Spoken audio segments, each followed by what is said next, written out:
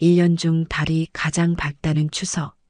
하지만 올해 우리 집의 분위기는 보름달만큼 환하지는 못했던 것 같아요.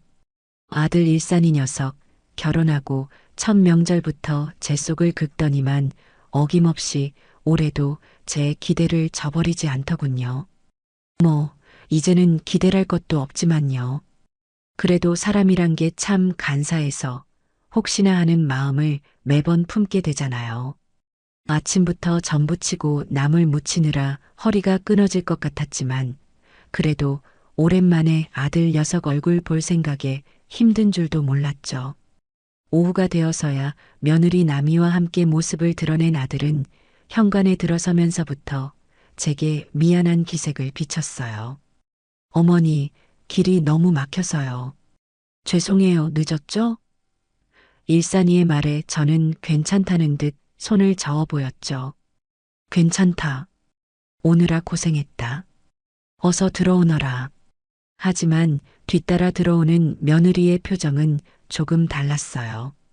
미안함보다는 당연하다는 듯한 뻔뻔함이 얼굴에 가득했죠. 어머니, 저희도 일찍 출발하고 싶었는데 차가 많은 걸 어떡해요. 그냥 이해하셔야죠. 나미는 소파에 가방을 툭 던지며 말했어요. 그 퉁명스러운 말투의 속에서 무언가 울컥 치밀어 올랐지만 명절날 아들 얼굴을 봐서 참기로 했어요. 그래요, 제가 참아야죠. 별 수 있나요? 그래, 피곤할 텐데 앉아 있어라. 곧 저녁 차려줄게. 제가 부엌으로 향하려는데 나미가 저를 불러 세웠어요. 아, 어머니. 이거요. 며느리가 내민 것은 제법 크고 화려한 포장지로 감싼 선물 상자였죠. 순간 혹시나 하는 마음이 들었어요. 올해는 이 아이가 철이 좀 들었나? 하는 그런 헛된 기대감 말이에요. 작년 추석에는 글쎄 마트에서 파는 양말 3개 묶음을 덜렁 주고는 생색을 있는 대로 내던 아이였거든요. 어머니, 이거 백화점에서 산 거예요. 포장도 엄청 고급스럽죠?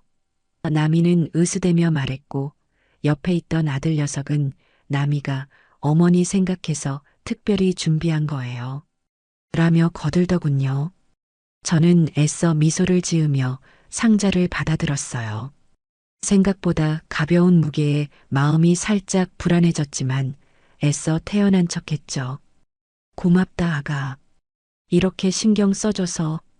저녁상이 차려지고 모처럼 세 식구가 마주 앉아 식사를 시작했어요. 제가 며칠 전부터 정성껏 만든 갈비찜이며 잡채를 아들 녀석은 참 맛있게 먹었죠. 역시 어머니 음식은 최고예요. 나미야, 너가 좀 배워야겠다. 일산이의 칭찬에 나미는 젓가락을 탁 내려놓으며 쏘아붙였어요. 뭐, 내가 뭘 배워? 어머니는 평생 음식만 하셨으니까 잘하는 게 당연하죠. 나는 바깥일 하느라 바쁜 사람이거든. 순간 분위기가 싸늘해졌어요. 저는 당황한 아들 녀석을 보며 애써 웃어 보였죠. 아니다. 남이 말이 맞다. 너는 일하느라 힘든데 언제 요리까지 배우겠니? 그냥 내가 이렇게 해줄 때 많이 먹어도. 제 말에 나미는 그쵸, 어머니? 저도 사 먹는 게 훨씬 편하고 좋아요. 라며 당연하다는 듯 고개를 끄덕였어요. 그 모습에 밥맛이 뚝 떨어지는 기분이었죠. 저건 알뜰한 게 아니라 그냥 시어머니에 대한 예의가 없는 거잖아요. 식사를 마치고 과일을 먹는데 나미가 다시 선물 이야기를 꺼냈어요. 어머니, 선물은 마음에 드세요? 한번 열어보세요. 그 말에 저는 잠시 잊고 있던 선물 상자를 가져왔어요. 화려한 금색 리본을 풀고 조심스럽게 포장지를 벗겨냈죠. 그리고 상자를 여는 순간 저는 제 눈을 의심해야만 했어요. 상자 안에는 곱게 접힌 수건 10장이 전부였거든요. 그것도 백화점 로고가 박힌 고급 수건이 아니라 어디서 많이 본 듯한 얇고 뻣뻣한 질감의 수건이었죠. 이게 대체 뭔가 싶어 수건 한 장을 펼쳐보는 순간 제 심장이 쿵 하고 내려앉는 것 같았어요. 수건의 귀퉁이에 파란색 실로 선명하게 수놓인 두 글자, 호수탕. 기가 막혔지만 저는 애써 표정을 관리했어요. 여기서 화를 내봤자 저만 이상한 사람이 될 게 뻔했거든요. 어머, 수건이구나. 고맙다. 제 목소리는 저도 모르게 살짝 떨려 나왔어요. 제 반응이 마음에 들지 않았는지 나미는 눈을 흘기며 말했어요. 어머니, 요즘 누가 비싼 거 사요? 다 거품이에요. 이렇게 실용적인 게 최고죠. 매일 쓰는 거잖아요. 제가 어머니 생각해서 일부러 이런 걸로 고른 거라고요. 그 말에 아들 일산이도 맞장구를 쳤죠. 엄마, 나미가 원래 좀 알뜰하잖아. 좋은 뜻으로 준 건데 뭘 그래. 그냥 잘 써. 알뜰이라는 단어가 그 순간처럼 역겹게 들린 적은 없었어요. 저건 알뜰이 아니라 파렴치한 거죠. 어떻게 목욕탕 수건을 훔쳐다가 시어머니 추석 선물이라고 줄 수가 있는 건가요? 저는 더 이상 아무 말도 하지 않았어요. 무슨 말을 할 수 있었겠어요. 그저 씁쓸한 미소를 지으며 고개를 끄덕이는 수밖에 없었죠. 그래, 매일 쓰는 거니 좋구나. 고맙다, 아가. 제 대답에 만족했는지 나미는 소파에 드러눕다시피 앉아 스마트폰만 들여다보기 시작했어요. 아들 녀석은 그런 아내의 눈치를 보며 제게 아무 말도 건네지 못했고요. 화기애애해야 할 명절 저녁은 그렇게 어색한 침묵 속에서 흘러갔어요. 아들 내외가 돌아가고 저는 텅 빈 거실에 한참을 홀로 앉아 있었어요. 그리고는 며느리가 주고 간 선물 상자를 다시 열어보았죠. 수건을 한 장 한 장 꺼내어 불빛에 비춰봤어요. 역시나 모든 수건에는 호수탕이라는 글자가 선명하게 박혀 있었어요. 자세히 보니 어떤 수건은 올이 나가 있고 또 어떤 수건은 가장자리가 살짝 닳아 있었죠. 코를 가까이 대니 희미하게 락스 냄새가 나는 것 같기도 했고요. 이건 누가 봐도 목욕탕에서 쓰던 물건이 분명했어요. 저는 그날 밤 한숨도 잘 수가 없었어요. 머릿속이 너무 복잡했거든요. 며느리에 대한 분노와 아들에 대한 실망감, 그리고 제 자신에 대한 처량함이 뒤섞여 마음을 어지럽혔죠. 내가 아들을 어떻게 키웠길래 저런 아이를 며느리로 들였을까? 내가 얼마나 만만해 보였으면 며느리가 내게 저런 짓을 할 수 있을까 하는 자책감이 들었어요. 하지만 이내 고개를 저었죠. 이건 제 잘못이 아니에요. 염치도 없고 예의도 없는 며느리의 잘못이죠. 다음 날 아침 저는 평소보다 일찍 눈을 떴어요. 밤새 뒤척인 탓에 몸은 천근만근이었지만 정신은 오히려 더없이 맑았어요. 며느리가 주고 간 선물 상자는 거실 한 구석에서 저를 비웃기라도 하듯 덩그러니 놓여 있었죠. 저는 자리에서 일어나 상자에서 수건 한 장을 꺼내 들었어요. 파란색 실로 선명하게 새겨진 호수탕이라는 세 글자. 이걸 증거물로 챙겨야겠다고 생각했죠. 혹시 모르니 가장 깨끗하고 올이 나가지 않은 것으로 골랐어요. 이왕이면 다홍치마라고 증거도 깔끔한 게 좋잖아요. 가방에 수건을 넣고 옷을 챙겨 입으니 마치 중대한 임무를 수행하러 가는 첩보원이라도 된 기분이었어요. 헛웃음이 나왔지만 이내 입술을 굳게 다물었죠. 이건 웃을 일이 아니었어요. 제 자존심이 걸린 문제였으니까요. 어디 가세요? 마침 잠에서 깨어나온 아들 녀석이 제게 물었어요. 시장 좀 다녀오려고. 콩나물도 사고 두부도 좀 사오려고. 저는 아무렇지 않은 척 둘러댔어요. 아들은 네. 조심히 다녀오세요. 라며 별 의심 없이 다시 방으로 들어갔죠. 그 무심한 뒷모습을 보니 또 한 번 속에서 천불이 났어요. 저 녀석은 제 애미가 왜 이른 아침부터 낯선 목욕탕을 찾아 나서는지 꿈에도 모르겠지. 제 마누라가 무슨 짓을 했는지도 모르고. 하지만 지금은 아들에게 화를 낼 때가 아니었어요. 모든 것을 제 눈으로 확인하고 확실한 증거를 잡는 것이 우선이었죠. 집을 나서 버스 정류장으로 향하는 발걸음은 조금 떨렸어요. 제가 지금 잘하는 짓일까? 너무 일을 크게 만드는 건 아닐까 하는 걱정이 들기도 했죠. 하지만 버스에 올라 창밖을 바라보며 마음을 다잡았어요. 이건 일을 크게 만드는 게 아니라 잘못된 것을 바로잡는 과정일 뿐이라고요. 며느리의 행동은 단순한 실수가 아니었어요. 그건 명백한 기만이었고 저에 대한 무시였죠. 그걸 알면서도 덮어주는 건 시어머니로서 그리고 어른으로서 할 도리가 아니라고 생각했어요. 인터넷으로 미리 찾아본 호수탕은 시내 중심가에서 버스로 4정거장 정도 떨어진 동네에 있었어요. 생각보다 규모가 꽤 큰 오래된 건물이더군요. 버스에서 내려 목욕탕 입구로 다가가는데 심장이 쿵쾅거리기 시작했어요. 그리고 제 눈에 가장 먼저 들어온 것은 입구 유리문에 큼지막하게 붙어있는 경고 문구였죠. 수건, 비품 외부 유출 시 절도죄로 법적 책임을 물을 수 있습니다. 저는 그 문구 앞에서 잠시 발을 멈췄어요. 심장이 철렁 내려앉는 기분이었죠. 우리 며느리는 저 글씨를 보고도 아무런 죄책감 없이 수건을 가방에 쑤셔 넣었을 걸 생각하니 분노를 넘어선 허탈감이 밀려왔어요.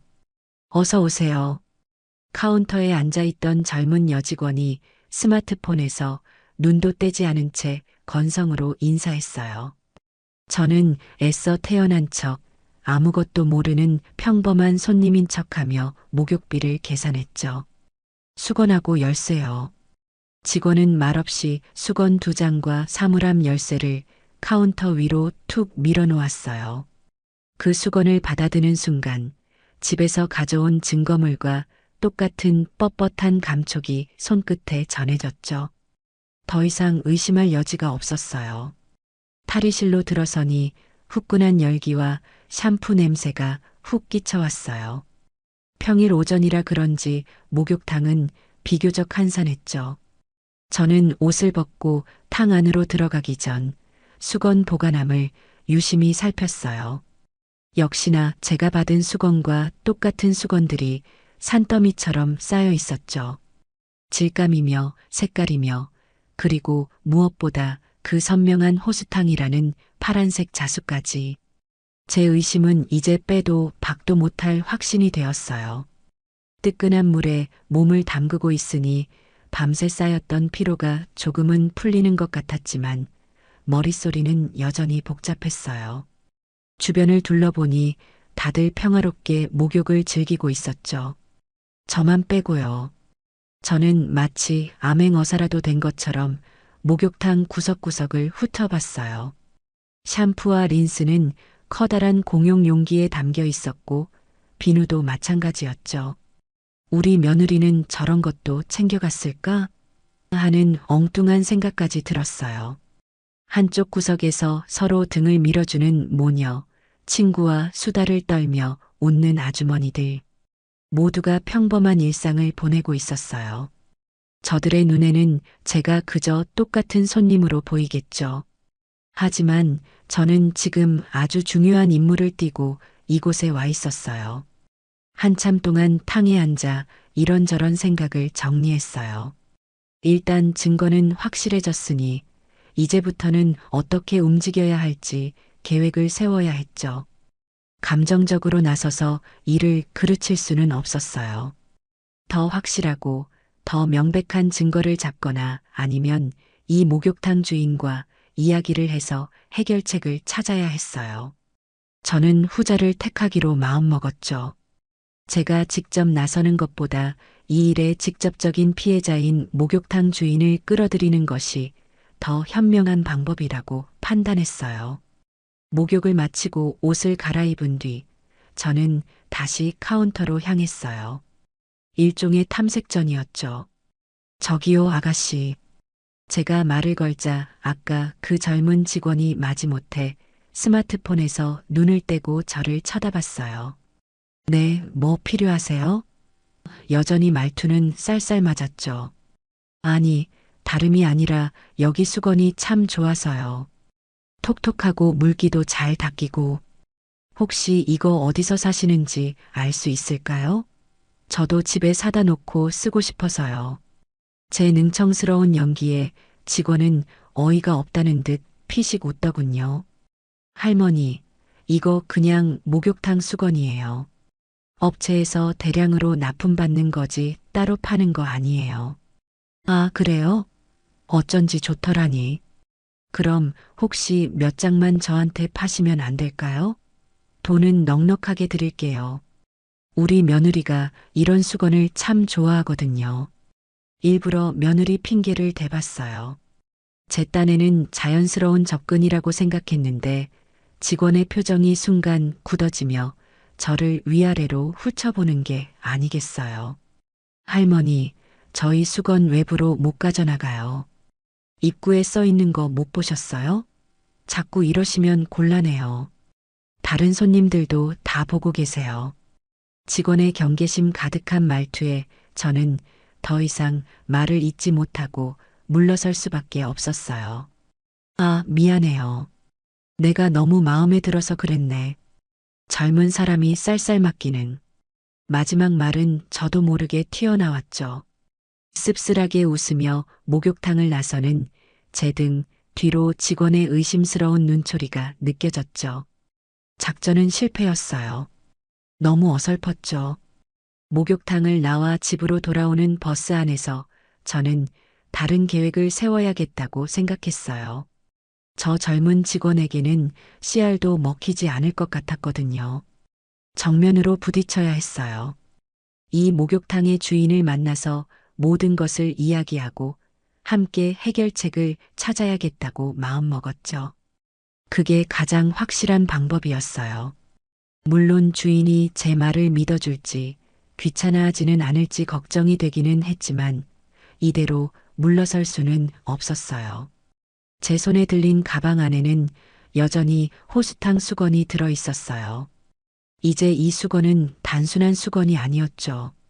이건 제 자존심이었고 앞으로 시작될 모든 일의 중요한 증거물이었습니다. 그날 오후 저는 인터넷을 뒤져 호수탕의 전화번호를 알아냈고 사장이 목욕탕에 나오는 시간을 대략적으로 파악해 두었어요. 이제 다음 단계를 준비할 차례였죠. 며칠 후 저는 다시 호수탕을 찾아갔어요. 일부러 손님이 가장 없을 것 같은 평일 오후 2시를 골랐죠. 이번에는 목욕을 하러 온 손님이 아니라 주인장을 만나러 온 손님이었어요. 심호흡을 한번 하고 목욕탕 문을 열고 들어섰죠.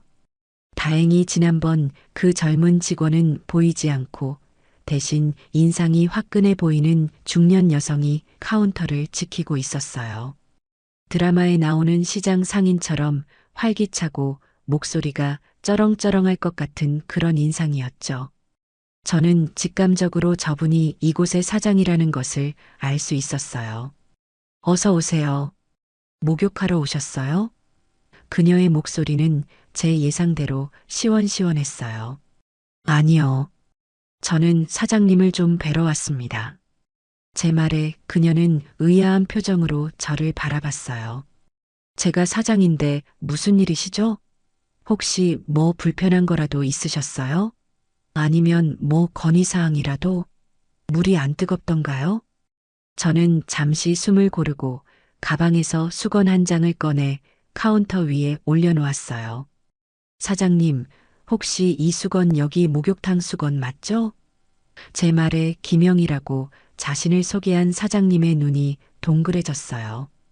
그녀는 수건을 집어들어 이리저리 살펴보더니 고개를 끄덕였죠. 어머, 맞아요. 우리 목욕탕 수건인데 이게 왜 손님한테 있어요? 혹시 직원이 실수로 드렸나요? 아니면 지난번에 오셨다가 깜빡하고 가져가셨나? 괜찮아요. 살다 보면 그럴 수도 있죠. 그녀는 대수롭지 않다는 듯 웃어 보였어요. 저는 고개를 저으며 차분하게, 하지만 단호하게 입을 열었죠. 아니요, 사장님. 이건 제 며느리가 지난 추석에 저에게 선물이라고 준 겁니다. 네, 며느리가요? 이걸 선물이라고요? 김 사장님의 목소리가 카운터에 쩌렁쩌렁 울렸어요. 저는 그간의 사정을 차근차근 설명하기 시작했어요. 추석날 며느리가 백화점에서 샀다며 건넨 선물 상자 이야기, 그 안에서 나온 목욕탕 수건들, 실용적인 게 최고라며 생색내던 며느리의 뻔뻔한 태도, 그리고 그걸 말리기는커녕 동조하던 아들 녀석의 한심한 모습까지. 제 이야기가 길어질수록 김 사장님의 얼굴은 점점 더 붉게 달아올랐죠. 세상에, 세상에. 별의별 사람 다 봤어도 이런 경우는 또 처음이네. 어쩐지 요즘 들어 수건이 유독 많이 없어진다 했더니 그걸 훔쳐다가 시어머니한테 선물이라고 줘요? 이게 사람이 할 짓이에요? 김 사장님은 제 손을 덥석 잡으며 저보다 더 분개했어요. 마치 자기 일처럼 화를 내는 그녀의 모습에 저는 오히려 조금 진정이 되는 기분이었죠. 그동안 혼자 끙끙 앓았던 서름이 조금은 가시는 것 같았어요. 사장님, 일단 진정하시고요. 제 이야기 좀 더 들어보세요. 저는 김 사장님을 다독이며 말을 이었어요. 제가 바라는 건 그냥 며느리를 망신 주는 게 아니에요. 이번 기회에 그 아이의 못된 버릇을 확실하게 고쳐주고 싶어요. 그래서 사장님의 도움이 필요합니다. 제 말에 김 사장님은 잠시 생각에 잠기더니 이내 결심한 듯 저를 사무실로 이끌었어요. 어머님 말씀만 하세요. 제가 뭘 도와드리면 될까요? 이런 파렴치한 사람은 아주 뿌리를 뽑아야 해요. 따라 들어오세요. 여기서 이야기하시죠. 김 사장님의 작은 사무실은 목욕탕의 열기만큼이나 후끈했어요. 벽에는 절약이니 청결이니 하는 거품 같은 문구들이 붙어 있었죠. 우리는 마주 앉아 믹스 커피를 한 잔씩 마셨어요. 김 사장님은 그동안 수건이며 비품이 없어져서 속 썩었던 이야기를 한참 동안 털어놓았어요. 어머님, 요즘 경기도 어려운데 저런 사람들 때문에 정말 장사할 맛이 안 나요. 수건 한 장, 비누 한 개가 다 돈인데 그걸 아무렇지 않게 가져가는 사람들 보면 정말 화가 치밀어 올라요. 어떤 사람은 아예 목욕 가방에 샴푸통을 거꾸로 박아놓고 샴푸를 통째로 채워간다니까요. 근데 그걸 선물이라고 주는 건 진짜 상상도 못했네요. 그녀의 하소연을 들으니 왠지 모를 동지애 같은 것이 느껴졌어요. 우리는 단순한 손님과 주인의 관계를 넘어 같은 문제로 골머리를 앓는 동지가 된 셈이었죠. 그래서 말인데요, 사장님. 혹시 여기 CCTV 같은 거 없나요? 제 질문에 김 사장님의 눈이 반짝였어요. 왜 없어요? 당연히 있죠. 탈의실 입구랑 카운터 쪽은 다 찍히고 있어요. 아이고, 어머님. 제가 왜 그 생각을 못했을까요? 맨날 없어진 뒤에야 한탄만 했지. 돌려볼 생각은 못했네요. 김 사장님은 당장이라도 CCTV를 확인해 보자며 자리에서 벌떡 일어났어요. 좋아요. 그럼 우리 한번 확인해 보죠. 제 며느리가 언제 다녀갔는지 정확히는 모르지만 추석 전 며칠 사이일 거예요. 인상착의는 키는 보통이고 좀 마른 체형이에요. 머리는 길고요. 우리는 CCTV 녹화 영상을 재생하는 모니터 앞에 나란히 앉았어요. 이제 진실이 밝혀질 시간이 다가오고 있었죠. 저는 긴장된 마음에 마른 침을 삼켰어요. 부디 제 예상이 틀렸기를. 하지만 마음 한구석에서는 며느리의 뻔뻔한 얼굴이 떠오르며 그럴 리 없다고 속삭이고 있었어요. 화면 속 수많은 사람들 중에서 며느리를 찾아내는 것은 쉽지 않은 일이었지만 우리는 포기하지 않았죠. 우리는 이제 한 팀이었으니까요. 모니터 화면 속에서는 수많은 사람들이 목욕탕을 드나들고 있었어요. 우리는 며칠치 녹화 분량을 빠르게 돌려보며 며느리 나미의 얼굴을 찾기 시작했죠. 눈이 빠질 것처럼 아팠지만 누구 하나 힘들다는 내색 없이 화면에 집중했어요. 김 사장님은 아이고, 저 아줌마는 또 오셨네. 올 때마다 수건 2장씩 가져가는 양반인데. 라며 혀를 차기도 했고, 저는 혹시나 며느리가 아는 사람이라도 화면에 나올까 조마조마한 마음으로 지켜봤어요. 그렇게 몇 시간이 흘렀을까요? 저녁때가 다 되어갈 무렵 드디어 김 사장님이 어머님, 저 사람 맞죠? 라며 화면의 한 부분을 손가락으로 가리켰어요. 화면 속에는 익숙한 얼굴, 바로 제 며느리 나미가 있었어요. 추석 이틀 전 오후였죠. 목욕을 마치고 나오는 듯 머리카락은 미처 다 말리지 못해 촉촉하게 젖어 있었죠. 나미는 탈의실을 나오면서 주변을 두리번거리더니 아무도 보지 않는 것을 확인하고는 품속에서 무언가를 꺼내 잽싸게 자신의 커다란 가방 안으로 쑤셔 넣었어요. 각 잡힌 모양새와 부피, 누가 봐도 그건 수건이었죠. 한두 장이 아니었어요. 서너 장은 좋게 되어 보였어요. 그 모습을 본 저는 심장이 철렁 내려앉는 기분이었죠. 설마 했는데 제 눈으로 직접 확인하니 그 충격은 이루 말할 수 없었어요. 하지만 그게 끝이 아니었어요.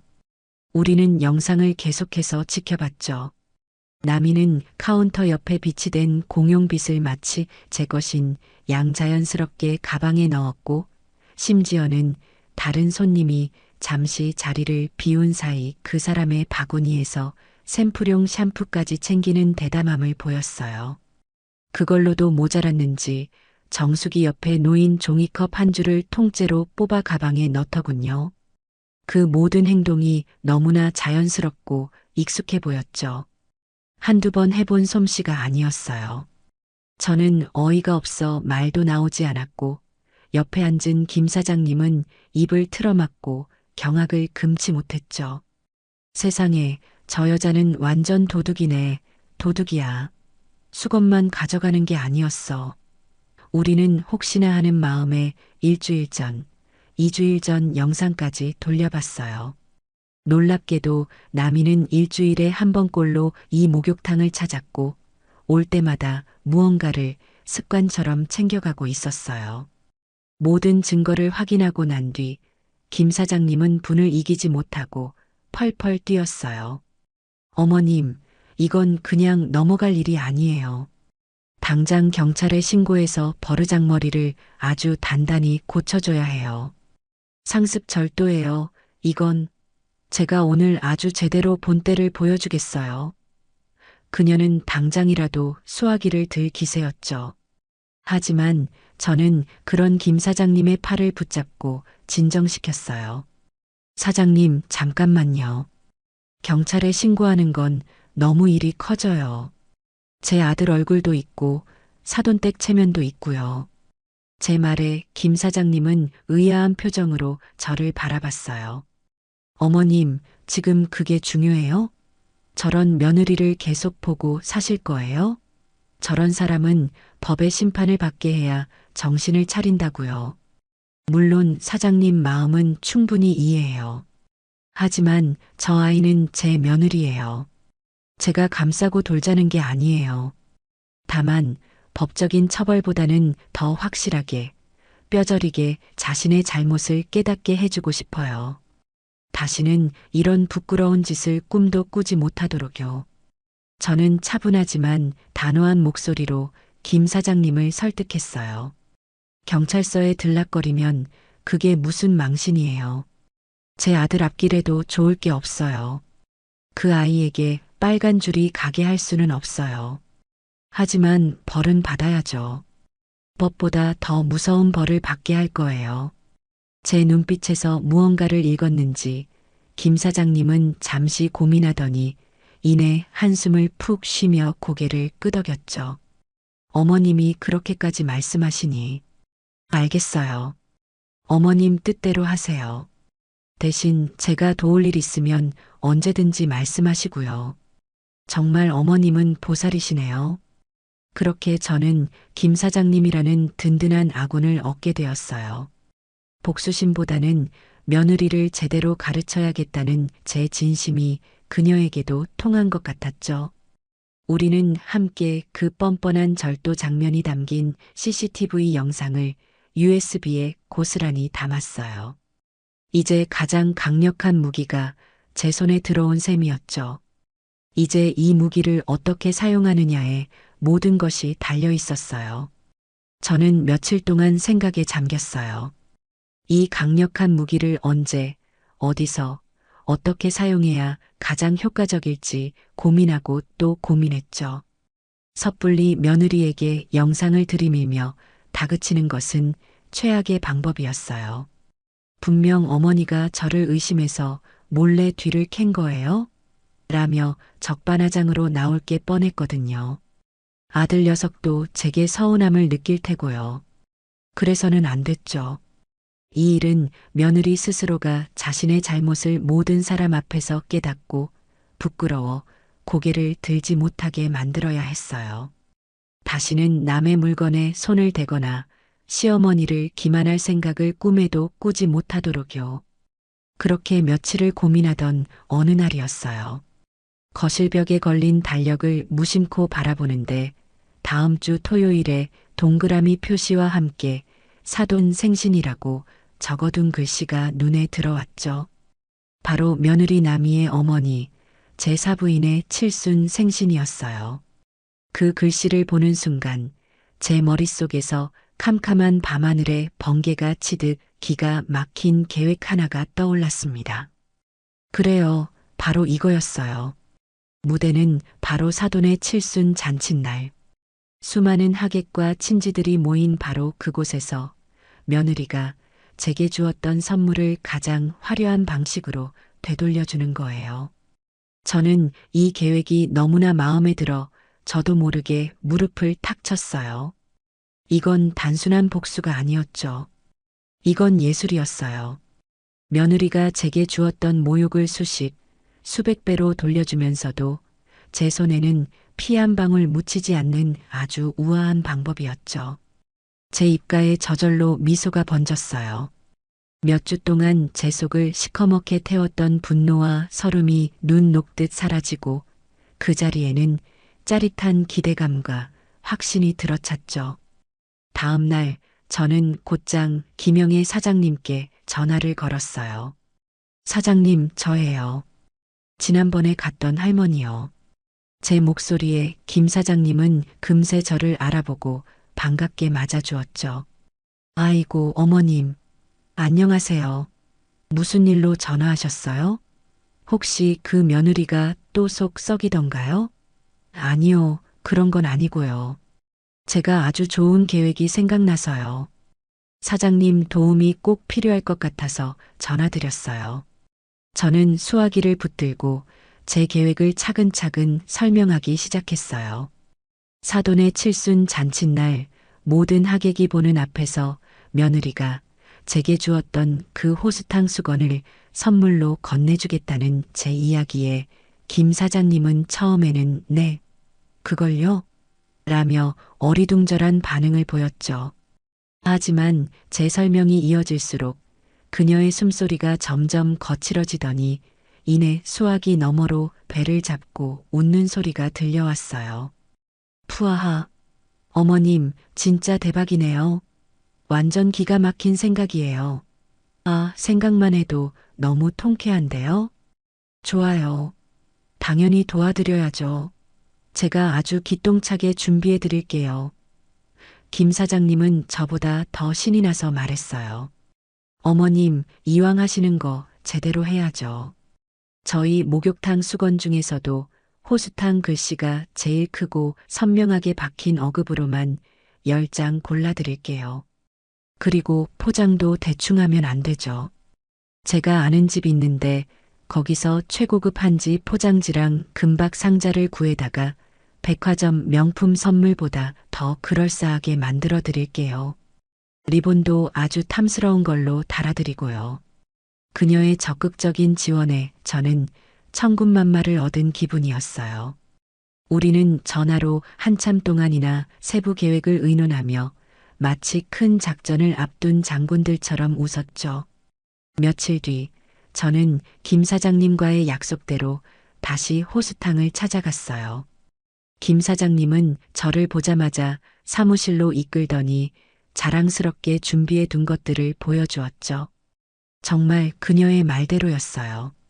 호수탕 로고가 유난히 선명한 빳빳하게 풀을 먹인 새수건 10장과 눈이 부실 정도로 화려한 금색 상자, 그리고 우아한 문양이 새겨진 비단 포장지까지. 어떠세요, 어머님? 이 정도면 누가 봐도 엄청나게 귀한 선물인 줄 알겠죠? 김 사장님의 말에 저는 만족스러운 미소를 지으며 고개를 끄덕였어요. 우리는 사무실 안작은 테이블에 마주 앉아 정성스럽게 수건을 포장하기 시작했어요. 마치 어린 시절 소꿉놀이라도 하는 것처럼 즐거웠죠. 수건 한 장 한 장을 곱게 접어 상자에 차곡차곡 담았어요. 그리고는 비단 포장지로 상자를 감싸고 큼지막한 금색 리본을 묶어 마무리했죠. 완성된 선물은 정말이지 완벽했어요. 그 내용물이 목욕탕 수건이라고는 아무도 상상하지 못할 만큼 고급스럽고 기품이 넘쳤죠. 이야, 이거 정말 대단한데요. 우리 며느리가 보면 아마 기절초풍할 거예요. 제 말에 김 사장님도 웃음을 터뜨렸어요. 그러게 말이에요. 어머님, 그날 잔치 끝나고 꼭 후기 들려주셔야 해요. 저도 너무 궁금해서 잠이 안 올 것 같아요. 선물을 챙겨 목욕탕을 나서는데 김 사장님이 저를 붙잡으며 봉투 하나를 쥐어주었어요. 어머님, 이거 축의금이라도 보태세요. 제 마음이에요. 봉투 안에는 빳빳한 5만 원권 지폐 몇 장이 들어 있었죠. 저는 괜찮다며 손사래를 쳤지만 김 사장님은 기어코 제 손에 봉투를 쥐어주며 말했어요. 제 속을 다 시원하게 해주셨는데 이 정도는 아무것도 아니에요. 어머님은 제 은인이나 다름없어요. 그 따뜻한 마음에 저는 코끝이 찡해지는 것을 느꼈어요. 며느리 때문에 생긴 악연이 이렇게 좋은 인연을 만들어주기도 한다는 사실이 참 아이러니했죠. 집으로 돌아온 저는 그날 저녁 아들 일산에게 전화를 걸었어요. 이제 다음 단계를 실행할 차례였거든요. 일산아, 잘 지내니? 제 목소리에 아들은 멋쩍은 듯 대답했죠. 네, 어머니. 별일 없으시죠? 추석 이후로 아들 녀석은 제게 전화를 한 통도 하지 않았어요. 아마 제 눈치를 보느라 그랬을 테죠. 다름이 아니라 다음 주가 네 장모님 칠순이잖니. 아, 네. 맞아요. 그래서 말인데 이번 생신 선물은 내가 준비했다. 너희들 돈 쓰지 말라고. 제 말에 아들은 놀란 듯 되물었어요. 네, 어머니가요? 아니에요. 저희가 알아서 할게요. 괜찮아요. 됐다. 내가 아주 특별한 걸로 준비했으니 너는 신경 쓰지 말거라. 아주 귀하고 좋은 걸로 준비했으니 네 장모님도 분명 좋아하실 게다. 저는 일부러 특별하고 귀한 선물이라는 점을 여러 번 강조했어요. 아무것도 모르는 아들은 그저 아이고 어머니. 뭘 이런 것까지 감사합니다. 남이한테도 잘 이야기할게요. 라며 고마워할 뿐이었죠. 전화를 끊고 나서 저는 거실에 놓인 화려한 선물 상자를 바라보며 회심의 미소를 지었어요. 이제 모든 준비는 끝났어요. 폭풍전야의 고요함이 우리 가족을 감싸고 있었죠. 사돈의 생신을 사흘 앞둔 날이었어요. 저는 아침부터 일부러 갈비찜과 잡채를 잔뜩 만들어 놓고 아들 일산에게 전화를 걸었죠. 일산아, 저녁에 잠시 집에 들르거라. 너 좋아하는 갈비찜 좀 했다. 남이랑 같이 와도 좋고. 제 말에 아들은 잠시 머뭇거리더니 아니에요, 어머니. 저 혼자 갈게요. 남이는 요즘 좀 바빠서요. 라고 대답했어요. 저는 일부러 모르는 척 그러니 그럼 너라도 와서 밥 먹고 가거라. 라고 말하고 전화를 끊었죠. 남이가 왜 바쁜지 저는 다 알고 있었어요. 아마 제 얼굴 보기가 불편해서 핑계를 대는 것이겠죠. 오히려 잘된 일이었어요. 오늘 아들에게는 혼자만의 시간이 필요했으니까요. 저녁이 되어 아들이 집으로 들어섰어요. 어머니, 저 왔어요. 추석 이후 처음으로 제대로 마주하는 아들의 얼굴은 어딘지 모르게 수척해 보였어요. 저는 아무 말 없이 아들을 식탁에 앉히고 저녁상을 차려주었죠. 아들은 말없이 제가 차려준 밥을 먹었어요. 맛이 어떠냐? 제 질문에 아들은 고개를 푹 숙인 채, 네, 맛있어요. 라고 힘없이 대답할 뿐이었죠. 우리 사이에는 어색한 침묵이 흘렀어요. 식사를 마치고 과일을 내어온 뒤 저는 드디어 본론을 꺼내기로 마음먹었어요. 더 이상 시간을 끌 필요가 없었죠. 저는 안방 서랍에 넣어두었던 USB 하나를 꺼내 아들 앞에 테이블 위로 조용히 밀어놓았어요. 아들은 영문을 모르겠다는 표정으로 USB와 제 얼굴을 번갈아 쳐다봤죠. 어머니, 이게 뭐예요? 아들의 목소리에는 불안한 기색이 역력했어요. 저는 아들의 눈을 똑바로 쳐다보며 나지막이 말했어요. 네 아내의 진짜 모습이란다. 너가 직접 보고 판단하거라.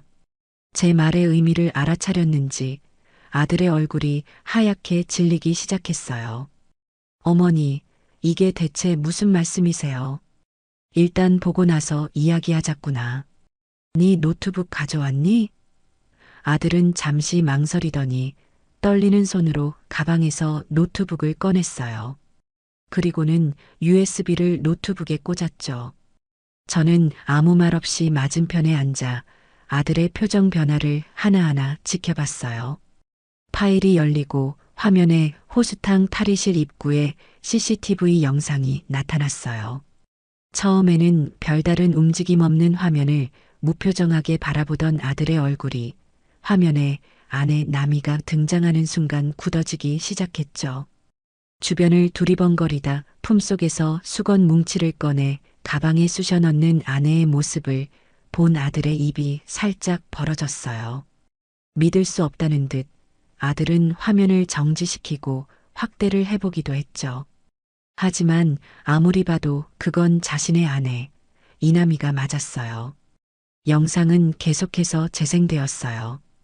빗을 훔치고 샘플 샴푸를 챙기고 심지어 종이컵 한 줄을 통째로 뽑아가는 아내의 모습이 나올 때마다 아들의 얼굴은 경악으로 물들어갔어요. 그건 더 이상 알뜰함의 범주에 속하는 행동이 아니었죠. 명백한 절도 행위였어요. 다른 날짜의 영상들에서조차 똑같은 행동을 반복하는 아내의 모습을 확인한 아들은 결국 노트북을 셔터 내리듯 쾅 닫아버렸어요. 아들은 아무 말도 하지 못했어요. 그저 고개를 푹 숙인 채 자신의 손만 내려다보고 있었죠. 어깨가 가늘게 떨리고 있었어요. 이윽고 아들의 눈에서 굵은 눈물방울이 뚝뚝 테이블 위로 떨어지기 시작했어요. 어머니 정말 죄송해요. 제가 다 잘못했어요. 아들은 어린아이처럼 엉엉 소리내어 울기 시작했어요. 그 울음소리에는 아내에 대한 실망감, 자신에 대한 자책감, 그리고 저에 대한 미안함이 모두 뒤섞여 있었죠. 제가 아내를 잘못 만난 것도 제 잘못이고 그런 아내의 말만 믿고 어머니 속상하게 해드린 것도 다 제 잘못이에요. 어머니 정말 죄송합니다. 저는 자리에서 일어나 우는 아들의 등을 조용히 토닥여 주었어요. 화가 나기도 했지만 제 앞에서 이렇게 무너져 내리는 아들을 보니 안쓰러운 마음이 더 컸어요. 일산아, 이제라도 알았으면 됐다. 제 말에 아들은 더 서럽게 울었죠.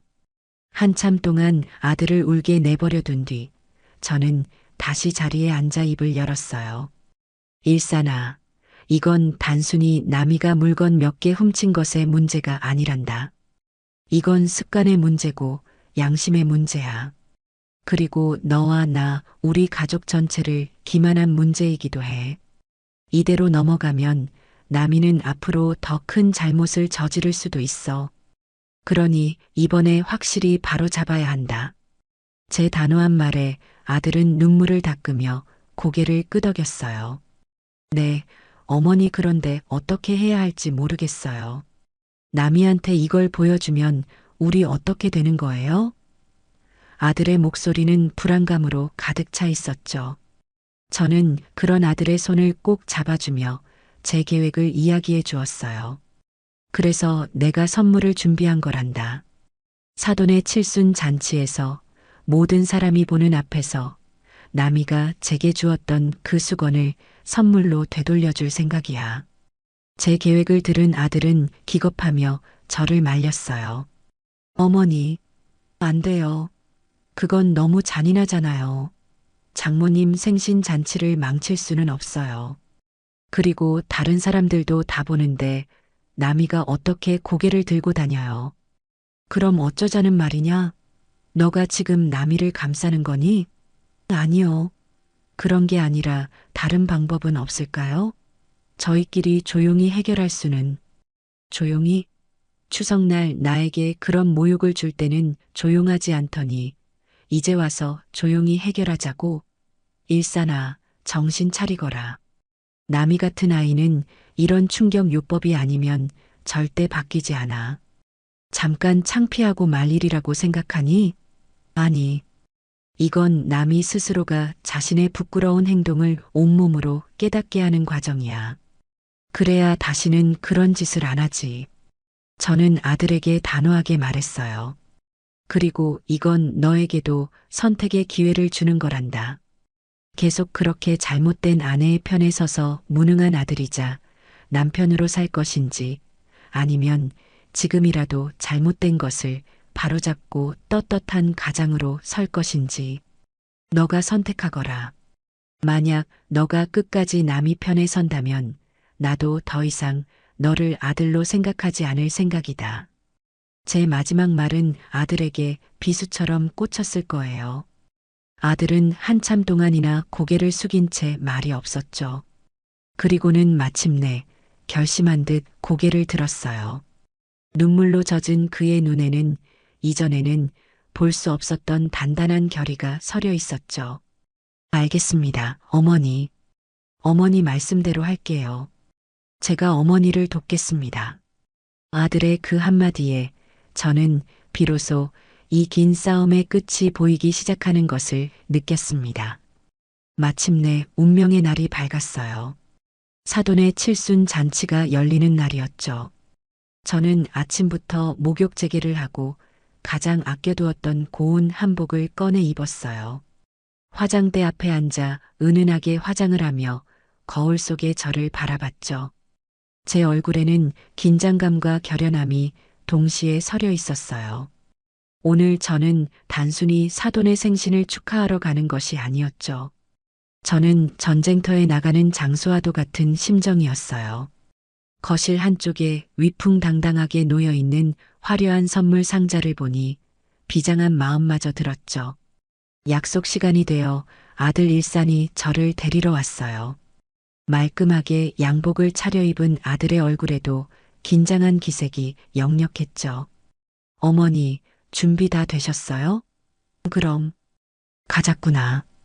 우리는 함께 선물 상자를 들고 집을 나섰어요. 차를 타고 잔치가 열리는 연회장으로 가는 내내 우리 사이에는 무거운 침묵이 흘렀어요. 아들은 아무 말 없이 운전만 했고 저 역시 창밖만 바라보았죠. 우리는 서로의 마음을 너무나 잘 알고 있었기에 굳이 말이 필요 없었어요. 잔치가 열리는 곳은 시내에서 가장 큰 뷔페 식당의 연회장이었어요. 입구부터 화려한 꽃 장식과 사돈의 젊은 시절 사진이 담긴 현수막이 우리를 맞았죠. 연회장 안은 이미 수많은 하객들로 북적이고 있었어요. 시끌벅적한 음악과 사람들의 웃음소리가 가득했죠. 잔치의 주인공인 사돈내외는 입구에서 손님들을 맞이하느라 여념이 없었어요. 아이고, 사부인. 어서 오세요. 이렇게 귀한 걸음해 주셔서 정말 감사합니다. 사돈은 제 손을 잡으며 환하게 웃었어요. 저는 애써 미소를 지으며 사부인, 생신 진심으로 축하드립니다. 오늘 정말 고우시네요. 라고 인사했죠. 그때 저쪽에서 화사한 원피스 차림의 며느리 나미가 우리를 향해 달려왔어요. 어머니, 오셨어요? 아유, 우리 어머니 오늘 너무 고우시다. 나미는 언제나처럼 싹싹하고 살가운 며느리의 가면을 쓰고 있었어요. 제 팔짱을 끼며 온갖 아양을 떠는 모습에 저는 속으로 헛웃음을 쳤죠. 그래, 마음껏 즐기려무나. 오늘이 너의 그 가식적인 미소를 볼 수 있는 마지막 날이 될 테니.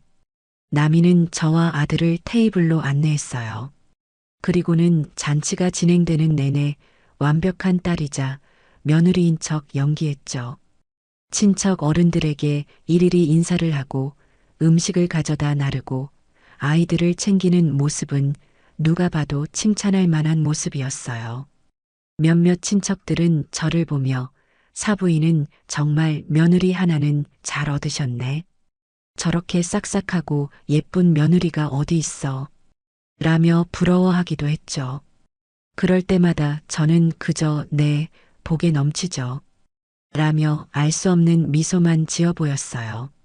아들 일사는 그런 아내의 모습을 착잡한 표정으로 바라볼 뿐이었죠.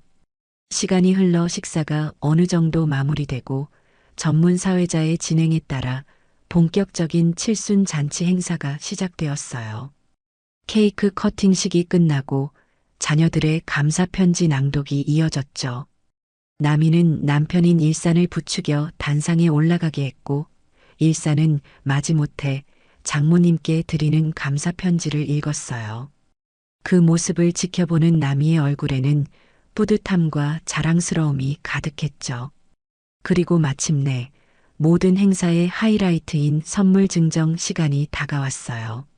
사회자는 유쾌한 목소리로 외쳤죠.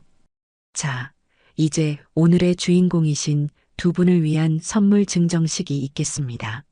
가장 먼저 사위와 따님이 준비한 선물을 받아보겠습니다.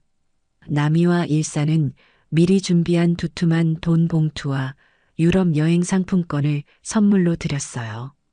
사돈 내외는 한박웃음을 지으며 딸과 사위를 끌어안았죠. 하객들은 박수를 치며 환호했어요. 그때였어요. 사회자가 제 쪽을 바라보며 말했죠. 아, 그리고 오늘 아주 특별한 선물을 준비해 오신 분이 또 계십니다. 바로 사위의 어머니 박정순 여사님이신데요. 사부인의 생신을 축하드리기 위해 아주 귀한 선물을 준비해 오셨다고 합니다. 큰 박수로 맞이해 주십시오. 모든 사람의 시선이 제게로 쏠렸어요. 저는 자리에서 일어나 아들의 부축을 받으며 천천히 단상으로 향했어요. 제 손에는 바로 그 화려하게 포장된 선물 상자가 들려 있었죠. 단상에 올라 마이크를 잡았어요. 순간 연회장 안의 모든 소음이 멎고 숨막히는 정적이 흘렀죠. 저는 객석에 앉아 의기양양한 표정으로 저를 바라보는 며느리 나미와 불안한 듯 입술을 깨물고 있는 아들 일산, 그리고 기대감에 찬 눈으로 저를 보는 사돈 내외를 차례로 훑어보았어요. 그리고는 최대한 온화하고 인자한 목소리로 입을 열었죠. 사부인, 칠순을 진심으로 축하드립니다. 늘 건강하시고 만수무강하시기를 바랍니다. 저는 잠시 말을 멈추고 숨을 골랐어요. 제가 오늘 사부인을 위해 아주 특별하고 귀한 선물을 하나 준비했습니다. 얼마 전 저희 며느리가 제게 선물해 준 것인데 써보니 그 품질이 너무나 귀하고 훌륭해서 저만 쓰기에는 너무 아깝다는 생각이 들더군요. 이렇게 좋은 것은 귀한 분과 함께 나눠야 한다는 생각에 염치불고하고 이렇게 선물로 준비해 왔습니다. 부디 기쁘게 받아주시면 감사하겠습니다. 제 말이 끝나자 하객들 사이에서는 어머, 며느리가 뭘 선물했길래 저렇게 칭찬을 하실까 하는 웅성거림이 터져 나왔어요. 사돈은 감격한 표정으로 아이고 사부인. 뭘 이런 것까지 정말 감사합니다. 라며 제 손을 잡았죠. 저는 미소를 지으며 들고 있던 선물 상자를 사돈에게 정중히 건넸어요. 모든 하객의 시선이 단 한 곳, 사돈의 손에 들린 화려한 선물 상자에 집중되었어요. 사돈은 설레는 표정으로 상자를 받아들고는 조심스럽게 그 탐스러운 금색 리본을 풀기 시작했어요. 며느리 나미는 어깨를 으쓱하며 뿌듯한 표정으로 그 광경을 지켜보고 있었죠. 아마 자기가 사준 비싼 선물인 줄 착각하고 있는 모양이었어요. 리본이 풀리고 사돈의 손이 반짝이는 비단 포장지를 벗겨내기 시작했어요. 바스락거리는 포장지 소리가 연회장 전체에 울려 퍼졌죠. 그리고 마침내 상자의 뚜껑이 열렸습니다. 연회장 안에 모든 하객들의 시선이 단 한 곳, 제 사돈의 손에 들린 화려한 선물 상자에 집중되었어요. 사돈은 설레는 표정으로 상자를 받아들고는 조심스럽게 그 탐스러운 금색 리본을 풀기 시작했죠. 며느리 나미는 어깨를 으쓱하며 뿌듯한 표정으로 그 광경을 지켜보고 있었어요. 아마 자신이 추석 때 제게 건넸던 백화점 선물이 어떤 식으로든 업그레이드되어 장모님께 전달되는 것이라고 착각하고 있는 모양이었죠. 그 아이의 머릿속에는 아마 역시 우리 시어머니는 통이 크셔. 내가 드린 선물이 마음에 드셔서 장모님께는 더 좋은 걸로 선물하시나 보내 하는 식의 아전인수격 해석이 가득 차 있었을 거예요. 리본이 스르륵 풀리고 사돈의 손이 반짝이는 비단 포장지를 벗겨내기 시작했어요. 바스락, 바스락거리는 포장지 소리가 그 순간만큼은 연회장 전체에 울려 퍼지는 천둥 소리처럼 크게 들렸죠. 아들 일사는 차마 그 광경을 정면으로 보지 못하고 질끈 눈을 감았고 저는 반대로 두 눈을 똑똑히 뜨고 며느리 나미의 얼굴을 주시하고 있었어요.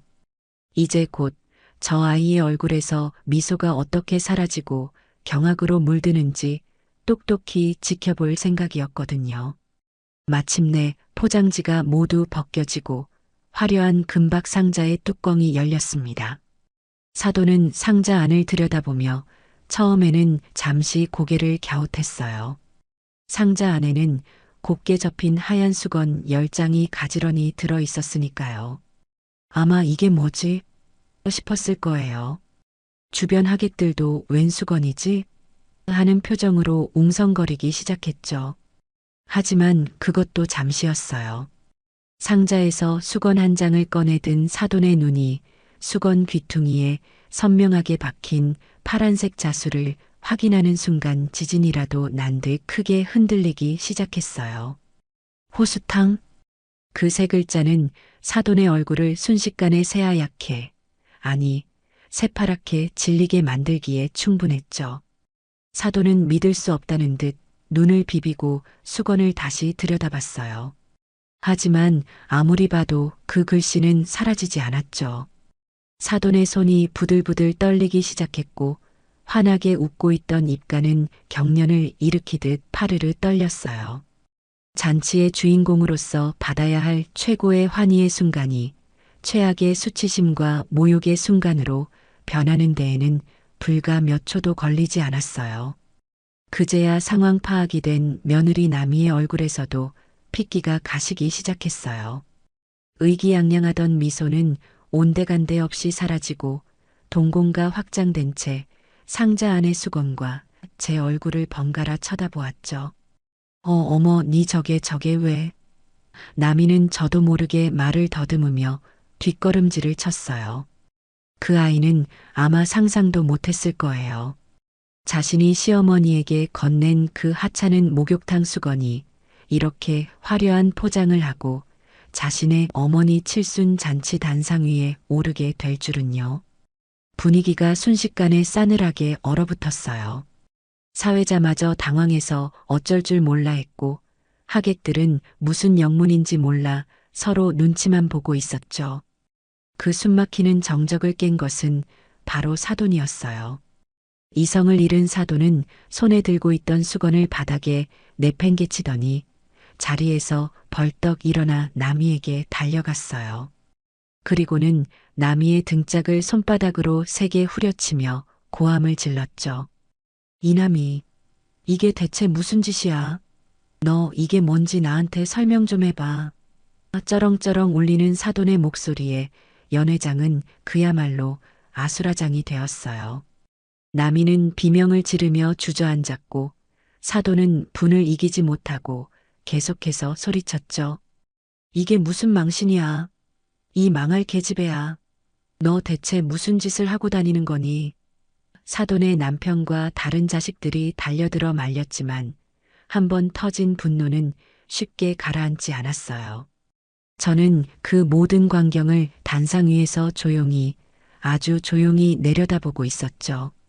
그리고는 마이크를 다시 잡았어요. 이제 이 연극의 마지막 대사를 읊을 시간이었으니까요.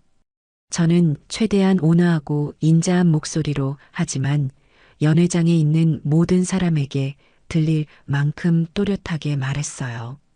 사부인, 진정하세요. 그리고 하객 여러분, 잠시만 제 이야기를 들어주시면 감사하겠습니다. 제 말에 소란스러웠던 연회장이 조금씩 조용해졌어요. 저 수건은 얼마 전 추석에 저희 며느리가 저를 위해 백화점에서 직접 골랐다며 선물해준 아주 귀한 수건입니다. 제 말에 하객들은 더욱더 혼란스러운 표정을 지었죠. 저는 말을 이었어요. 제가 며칠 써보니 호수탕의 수건이 어찌나 질이 좋고 톡톡한지 저만 쓰기에는 너무 아깝다는 생각이 들었습니다. 그래서 이렇게 좋은 것은 제 소중한 사부인과도 함께 나누고 싶어 오늘 특별히 선물로 준비해 온 것입니다. 부디 제 깊은 뜻을 오해하지 말아주셨으면 합니다. 호수탕 수건이 참 좋더군요. 제 말이 끝나자마자 연회장 안은 그야말로 폭탄이라도 맞은 것처럼 발칵 뒤집혔어요. 눈치 빠른 몇몇 사람들은 상황을 파악하고는 웃음을 터뜨렸고 또 다른 사람들은 제 며느리를 향해 손가락질하며 수군거리기 시작했죠. 목욕탕 수건을 훔쳐다 시어머니한테 선물로 줬대. 그걸 또 시어머니는 사돈 생일 선물로 되돌려줬네. 세상에 저 며느리 얼굴 두꺼운 것 좀 봐. 그런 말들이 비수처럼 날아와 며느리 나미의 심장에 박혔을 거예요. 나미는 하얗게 질린 얼굴로 바닥에 주저앉아 고개도 들지 못했죠. 자신의 잘못이, 자신의 탐욕이, 자신의 어리석음이 만천하에 공개되는 순간이었어요. 사돈의 칠순 잔치는 그렇게 제 며느리의 공개 처형장이 되어버렸습니다. 사돈의 칠순 잔치는 그야말로 아수라장이 되어 막을 내렸어요. 주인공이었던 사돈 내외는 하객들에게 고개도 제대로 들지 못했고 제 며느리 나미는 친정 식구들에게 이끌려 도망치듯 연회장을 빠져나갔죠. 남은 하객들은 저희 가족을 흥미로운 구경거리 삼아 수군거리기 바빴어요. 저는 그 모든 시선을 당당하게 받아내며 아들 일산의 손을 잡고 조용히 연회장을 나왔어요. 차를 타고 집으로 돌아오는 내내 아들은 운전대만 잡은 채 아무 말도 하지 않았죠. 그 아이의 심정도 아마 저만큼이나 복잡하고 괴로웠을 거예요. 그날 밤 사돈에게서 전화가 걸려왔어요. 수화기 너머로 들려오는 사돈의 목소리는 잔뜩 잠겨 있었죠. 사부인 정말 면목이 없습니다. 제가 딸 자식을 잘못 키웠습니다. 드릴 말씀이 없네요. 저는 그런 사돈을 담담한 목소리로 위로했어요. 사부인, 너무 마음 쓰지 마세요. 나미도 이번 일로 큰 교훈을 얻었을 겁니다. 아이들 일은 아이들이 해결하도록 우리 어른들은 지켜보시죠. 전화를 끊고 나니 왠지 모를 허탈감이 밀려왔어요. 통쾌하긴 했지만 마음 한구석이 아리고 쓰린 것은 어쩔 수 없었죠. 다음 날 저녁 아들 일산이 퇴근길에 나미를 데리고 집으로 찾아왔어요. 퉁퉁 부은 눈에 초점 없는 얼굴을 한 나미는 제 앞에 고개를 푹 숙인 채 서 있었죠. 어제 연회장에서의 그 뻔뻔하고 기고만장하던 모습은 온데간데 없었어요. 우리는 거실 소파에 마주 앉았어요. 무거운 침묵이 우리 세 사람을 짓눌렀죠. 그 침묵을 깬 것은 아들 일산이었어요. 아들은 이전에 우유부단하고 어리숙한 모습이 아니었어요. 차갑고 단호한 목소리로 아내를 다그쳤죠. 이남이, 너가 대체 왜 그랬는지 오늘 어머니 앞에서 전부 다 사실대로 말해. 변명이나 거짓말할 생각은 꿈도 꾸지 마. 아들의 말에 나미의 어깨가 움찔 떨렸어요. 하지만 나미는 한참 동안이나 입을 열지 않았죠. 그러자 일산의 목소리가 더욱 높아졌어요. 말하라니까. 당신의 그 하찮은 욕심 때문에 어머니가, 그리고 내가, 당신의 부모님이, 어제 거기 있던 모든 사람이 얼마나 끔찍한 창피를 당했는지 알아?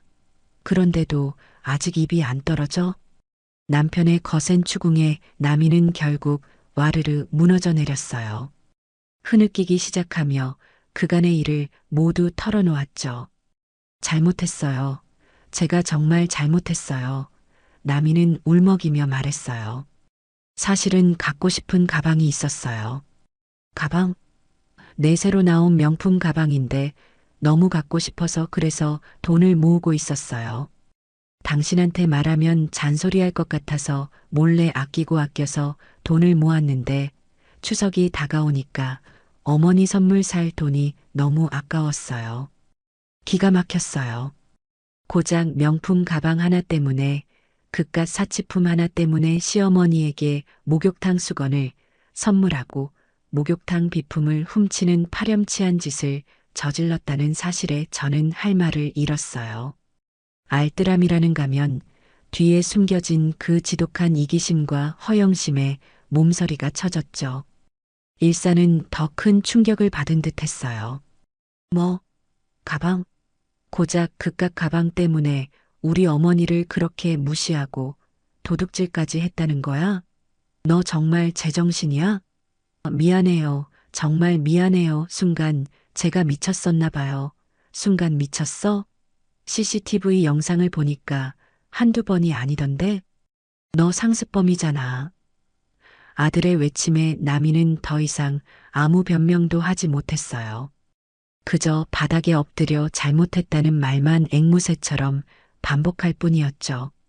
그때 현관문이 열리며 사돈 내외가 들어왔어요. 아마 아들이 미리 연락을 해둔 모양이었죠. 딸의 추악한 진실을 모두 듣게 된 사돈은 얼굴이 새하얗게 질린 채 그 자리에 주저앉았어요. 아이고, 내가 저런 걸 딸이라고 낳고 미역국을 먹었구나.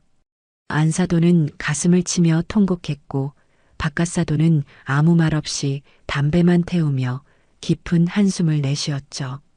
사돈은 이내 정신을 차리고 제 앞에 다가와 무릎을 꿇었어요. 사부인 정말 죽을 죄를 지었습니다. 저 못난 딸 자식을 대신해서 제가 사죄드리겠습니다. 부디 용서해 주십시오. 저는 황급히 사돈을 일으켜 세웠어요. 사부인, 이러지 마세요. 왜 사부인께서 무릎을 꿇으세요? 잘못은 나미가 한 것인데요. 모든 것이 밝혀지고 모든 사람이 보는 앞에서 자신의 치부가 드러나자 나미는 마침내 모든 것을 포기한 듯 했어요. 나미는 제 앞으로 기어오다시피 다가와 제 바짓가랑이를 붙잡고 무릎을 꿇었죠. 그리고는 정말 목 놓아 울기 시작했어요. 그 눈물은 어제 연회장에서 흘렸던 당혹감과 수치심의 눈물과는 다른 진심에서 우러나오는 후회와 참회의 눈물이었어요. 어머니, 제가 정말 잘못했어요. 다 제 잘못이에요. 어머니 무시하고 어머니 마음 아프게 해드린 거 다 제 허영심 때문이에요. 제발 한 번만 용서해 주세요. 다시는 안 그럴게요. 정말 다시는 이런 어리석은 짓 하지 않을게요. 나미는 제게 몇 번이고 머리를 조아리며 용서를 빌었어요. 그 모습을 보니 제 마음속을 가득 채웠던 분노와 원망도 조금씩 녹아내리는 것 같았죠. 그래요. 제가 원했던 것은 바로 이거였어요. 며느리의 진심 어린 사과. 자신의 잘못을 깨끗하게 인정하고 다시는 그러지 않겠다고 맹세하는 것. 제 길고 길었던 싸움이 드디어 끝을 맺는 순간이었습니다. 다음 날 아침 저는 나미와 일산의 손을 잡고 집을 나섰어요. 우리의 목적지는 바로 호수탕이었죠. 며느리의 잘못을 바로잡는 일의 시작과 끝은 모두 그곳에서 이루어져야 한다고 생각했어요. 차를 타고 가는 내내 나미는 고개를 푹 숙인 채 아무 말이 없었죠. 그 아이의 마음속에는 지금 얼마나 많은 후회와 부끄러움이 몰아치고 있을까요? 호수탕에 도착하니 김영희 사장님이 마침 카운터를 보고 있었어요. 우리 세 사람을 본 김 사장님은 놀란 표정을 짓더니 이내 상황을 파악하고는 저를 사무실로 안내했죠. 사무실에 들어서자마자 나미는 김 사장님 앞에 깊이 고개를 숙였어요. 사장님 정말 죄송합니다. 제가 죽을 죄를 지었습니다. 나미는 그동안 자신이 목욕탕에서 훔쳤던 물건들의 목록을 적어온 종이를 떨리는 손으로 내밀었어요. 수건, 샴푸, 린스, 빗, 종이컵까지. 그 목록은 생각보다 길었죠. 아들 일사는 미리 준비해온 돈 봉투를 내밀며 말했어요. 사장님, 정말 면목 없습니다. 제 아내가 저지른 일이니 남편인 제가 책임지겠습니다. 그동안 피해를 보신 금액을 전부 변상해 드리고 싶습니다. 부디 받아주십시오. 김 사장님은 잠시 나미와 일산을 번갈아 쳐다보더니 이내 제 얼굴을 바라봤어요. 저는 그런 김 사장님을 향해 희미하게 미소를 지으며 고개를 끄덕였죠. 김 사장님은 깊은 한숨을 내쉬더니 봉투를 받는 대신 나미에게 말했어요. 고개 드세요. 사람이 살다 보면 실수할 수도 있죠. 하지만 중요한 건 같은 실수를 반복하지 않는 거예요. 그리고 자신의 잘못을 이렇게 직접 찾아와서 사과할 줄 아는 용기고요. 이번 일은 우리 어머님 얼굴을 봐서 그리고 이렇게 진심으로 뉘우치는 모습을 봐서 없던 일로 할게요. 대신 다시는 이런 부끄러운 짓 하지 않겠다고 약속하세요. 김 사장님의 너그러운 용서에 나미는 또 한 번 눈물을 쏟았어요. 네 사장님 정말 감사합니다. 평생 잊지 않겠습니다. 그렇게 우리는 김 사장님과 화해를 했어요. 김 사장님은 우리에게 목욕탕 무료 이용권을 건네며 말했죠. 자, 이왕 오신 김에 다 같이 목욕이나 하고 가세요. 뜨거운 물에 몸 담그고 묵은 때도 벗겨내고 안 좋은 기억도 다 씻어내세요. 그 말에 우리는 서로를 마주보며 어색하게 웃었죠. 그날 우리는 정말 오랜만에 다 함께 목욕을 했어요. 뜨거운 탕 안에 나란히 앉아 있으니 그간 우리 사이에 쌓였던 오해와 미움의 벽이 조금씩 허물어지는 것 같았죠. 저는 며느리의 등을, 며느리는 제 등을 서로 밀어주었어요. 등을 밀어주는 그 투박한 손길 속에서 우리는 말로 다 할 수 없었던 많은 감정들을 나누었죠. 나미는 제 등을 밀어주며 나지막이 말했어요. 어머니, 정말 죄송했어요. 그리고 감사해요. 저를 그냥 내치지 않으시고 이렇게 바로 잡아주셔서요. 앞으로 정말 잘할게요. 지켜봐 주세요. 그 진심 어린 다짐에 저는 그 아이의 손을 꼭 잡아주었어요. 그 사건 이후 며느리는 완전히 다른 사람이 되었어요. 더 이상 명품 가방이나 사치품에 목을 매지 않았고 짠순이처럼 굴지도 않았죠. 대신 무언가를 살 때면 어머니, 이거 필요하세요? 라고 먼저 물어보고 제 취향을 세심하게 챙기는 속 깊은 며느리가 되었답니다. 지난 어버이날에는 난생 처음으로 제게 직접 쓴 손편지와 함께 비싸지는 않지만 제가 가장 좋아하는 색깔의 스카프를 선물해 주었죠. 그 편지를 읽으며 저도 모르게 눈물을 훔쳤어요. 며느리가 제게 준 스카프보다 그 아이의 서툴지만 진심이 담긴 글씨 하나하나가 제 마음을 더 따뜻하게 감싸주었기 때문이었죠. 며느리와의 길고 길었던 갈등이 마침내 끝이 났다는 안도감과 그 아이가 진심으로 변화했다는 사실에 대한 감사함이 뒤섞인 눈물이었어요. 그날 이후 우리 고부 사이에는 정말로 따뜻한 봄이 찾아왔습니다. 나미는 더 이상 제 눈치를 보거나 억지로 싹싹하게 굴지 않았어요. 대신 정말 딸처럼 제게 시시콜콜한 자기 이야기를 늘어놓기도 하고 장을 볼 때면 어머니 뭐 좋아하세요? 라며 먼저 제 의견을 물어보기도 했죠. 저 역시 그런 며느리의 변화가 사랑스러워 예전에는 꼴도 보기 싫었던 그 얼굴을 이제는 한 번이라도 더 보려고 노력하게 되었어요. 그렇게 평화로운 나날이 이어지던 어느 초여름 날이었어요. 부산에 사는 제 여동생 정희에게서 전화가 한 통 걸려왔죠. 언니 잘 지내? 나 다음 주에 서울 올라가. 여동생은 저보다 5살 아래였지만 어릴 적부터 성격이 깐깐하고 자기 주장이 강한 아이였어요. 특히 자기 아들과 며느리에 대한 자부심이 하늘을 찔러 저를 만날 때마다 은근히 제 아들 일산과 며느리 나미를 비교하며 속을 긁어대곤 했죠.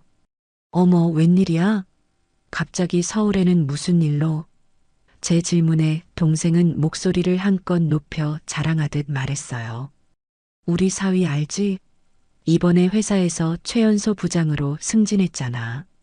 그래서 서울 본사로 발령받아서 집 알아보러 같이 가는 거야. 가는 김에 언니 얼굴도 보고 가려고. 그 말을 듣는 순간 제 마음속에 작은 불안감이 싹 텄어요. 아니나 다를까 동생은 본론을 꺼냈죠. 언니, 내가 들은 소문이 있는데 작년에 사돈어른 칠순 잔치에서 좀 안 좋은 일이 있었다며? 말들이 많더라고. 요즘은 괜찮고? 역시나였어요. 아마 잔치에 참석했던 먼 친척 중 누군가가 말을 옮긴 모양이었죠. 소문이라는 것이 의뢰 그렇듯 좋은 이야기는 축소되고 나쁜 이야기는 부풀려져 동생의 귀에까지 들어갔을 게 뻔했어요. 저는 애써 태어난 목소리로 대답했죠. 아이고, 지난 일을 뭐하러 이야기하니. 다 잘 해결됐고 지금은 아무 문제 없이 잘 지낸다. 정말이야? 그래도 그렇지, 언니. 내가 보기에 언니 며느리는 처음부터 좀 맹랑한 구석이 있었어. 언니가 너무 잘해주니까 애가 버릇이 없어진 거야. 며느리는 처음부터 꽉 잡아야 하는 건데. 동생은 자기가 무슨 인생의 선배라도 되는 양절을 가르치려 들었어요. 저는 더 이상 말을 섞고 싶지 않아 적당히 전화를 끊었지만 마음은 착잡하기 그지없었죠. 며칠 뒤 동생이 정말로 우리 집에 찾아왔어요. 저는 혹시나 하는 마음에 며느리에게는 미리 연락하지 않았죠. 괜히 동생의 뾰족한 말을 듣고 상처받을까 걱정되었기 때문이에요. 하지만 운명의 장난이었을까요? 동생과 한참 이야기를 나누고 있는데 현관문 비밀번호 누르는 소리가 들리더니 며느리 나미가 불쑥 들어서는 게 아니겠어요. 어머니, 저 왔어요. 근처에 외근 나왔다가 어머니 좋아하시는 빵 사왔는데. 나미는 환하게 웃으며 들어서다 소파에 앉아있는 동생을 보고는 그 자리에 우뚝 멈춰 섰어요. 이모님, 안녕하세요. 동생 역시 예상치 못한 며느리의 등장에 살짝 놀란 듯 했지만 이내 특유의 쌀쌀맞은 표정으로 나미를 위아래로 훑어보았죠. 어머, 새아가구나. 오랜만이네. 그런데 미리 연락도 없이 불쑥 찾아오는 건 무슨 경우니? 동생의 첫마디는 가시가 돋친 말이었어요. 나미의 얼굴이 순간 굳어지는 것이 보였지만 그 아이는 이내 다시 미소를 지으며 고개를 숙였어요. 죄송해요, 이모님. 제가 생각이 짧았어요. 오실 줄 알았으면 미리 연락드리는 건데. 예전에 남이었다면 어머니 집에 제가 오는데 무슨 연락이 필요해요? 라며 쏘아붙였을 테지만 지금의 남이는 달랐어요. 그 아이는 묵묵히 동생의 비난을 받아내고 있었죠. 저는 그런 며느리의 모습이 안쓰러워 서둘러 나섰어요. 아니다, 정이야. 내가 남이한테 언제든지 편하게 오라고 했다. 그리고 외근 나왔다가 애미 생각해서 빵까지 사온 기특한 애한테 무슨 말을 그렇게 하니? 제 말에 동생은 입을 삐죽거리며 나는 다 언니 걱정돼서 하는 말이지. 라며 물러섰어요. 그렇게 아슬아슬한 분위기 속에서 새 여자의 동거가 시작되었어요. 나미는 정말이지 최선을 다했어요. 동생이 좋아하는 과일을 깎아 대령하고 시원한 음료수를 만들어다 주며 불편한 점은 없는지 세심하게 챙겼죠. 그런 며느리의 노력을 아는지 모르는지 동생은 사사건건 트집을 잡기 시작했어요. 새아가는 과일을 참 못 깎네. 우리 며느리는 아주 호텔 주방장처럼 깎는데. 어머, 이 집은 왜 이렇게 후덥지근하니? 우리 아들네는 시스템 에어컨이라 24시간 쾌적한데. 동생의 입에서는 끊임없이 자기 며느리와 아들 자랑이 쏟아져 나왔어요. 그럴 때마다 나미는 그저 멋쩍게 웃으며 아, 그러시구나. 대단하시네요. 라고 대답할 뿐이었죠. 저는 속에서 부글부글 화가 끓어올랐지만 꾹 참았어요. 지금 제가 나서면 오히려 나미가 더 난처해질 것 같았기 때문이에요. 사건은 그날 오후에 터졌어요. 동생이 거실 소파에 앉아 오렌지 주스를 마시다가 그만 손을 헛디뎌 주스를 소파 쿠션 위로 왈칵 쏟고 말았죠. 어머나, 어머나 어떡하니. 동생은 호들갑을 떨며 소리쳤어요. 제가 막 행주를 가지러 부엌으로 가려는데 동생이 며느리를 향해 날카롭게 말하는 소리가 들렸어요. 새아가, 이거 비싼 소파 아니니? 가죽이라서 얼룩지면 잘 안 빠질 텐데. 어떡하니 정말. 그 말에는 너 때문에 이게 무슨 일이냐는 식의 묘한 책임 전가가 섞여 있었죠. 저는 순간 가슴이 철렁했어요. 예전의 남이었다면, 물건의 가치에 집착하던 그 시절의 남이었다면 분명 얼굴부터 굳어지며 이거 지난달에 큰 맘 먹고 산 건데 어떡해요. 라며 짜증을 냈을 테니까요. 동생은 분명 그걸 시험하고 있었던 거예요. 하지만 제 걱정은 기우였어요. 나미는 놀랍도록 침착하고 어른스럽게 대처했죠.